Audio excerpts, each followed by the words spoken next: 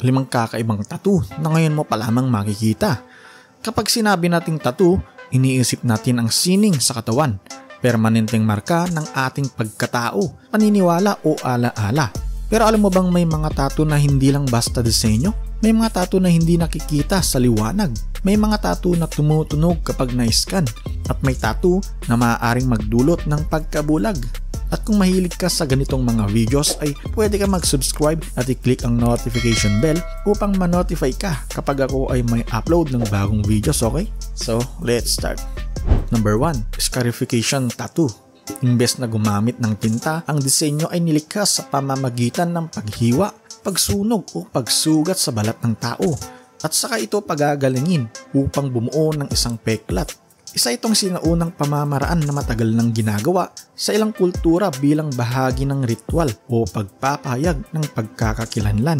Ginagawa ito sa ilang African at indigenous tribes bilang simbolo ng pagiging ganap na miyembro ng kanilang komunidad. Sa halip na normal na tattoo na may tinta, ang peklat mismo ang nagsisilbing disenyo sa balat at ang pattern at texture nito ay nagiging mas kitang-kita habang lumilipas ang panahon.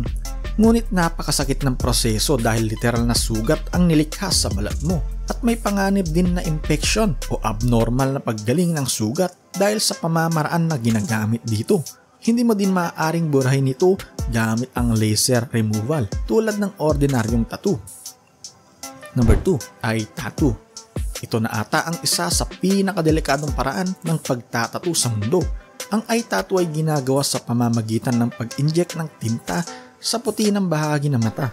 Dahil dito nagbabago ang kulay ng mata at nagiging parang may permanenteng contact lens ang isang tao. Nagbibigay ito ng eerie looks o alien-like na itsura ng isang tao. May ilan na pinipili ang ganitong tattoo bilang isang matapang na form ng self-expression. Pero kung gusto mong magpatattoo ng ganito ay hindi ito pwedeng gawin sa kung kani-kanino lang. Dahil ginagawa lang ito sa mga tattoo artists dahil hindi ito pinapayagan sa mga ordinaryong tao. Napakadelikado nito at maaaring magdulot ng permanenteng pagkabulag kung mali ang pagkagagawa at walang garantiyang ligtas ito sa pangmatagalang epekto sa kalusugan ng mata. Number 3, sound wave tattoo. Ang tattoo na ito ay binubuo ng isang pattern na kahawig ng sound wave na makikita sa audio editing software. Kapag na-scan gamit ang isang mobile app, ang tattoo ay maglalabas ng tunog. Ito man ay isang recording ng boses, isang kanta o kahit anong tunog na may kahulugan sa may-ari. Maaaring ipatattoo ang recorded voice ng isang mahal sa buhay na pumanaw na. Kaya para bang nagbibigay ng bagong buhay ang kanilang tinig. Maaari din itong gamitin upang maglagay ng secret message o isang espesyal na linya ng paborito mong kanta. Isa itong bagong paraan ng pagpapahayag ng art at emotion sa pamamagitan ng tunog. Ngunit ang teknolohiya sa likod ng tattoo na ito ay maaaring magbago o mawala. Kaya maaaring hindi na ito gumana sa hinaharap. At mahalaga din ang perfect na tattoo placement dahil kung mali ang sound wave pattern, hindi ito magbibigay ng tamang tunog kapag na-scan na. Number 4, 3D tattoo.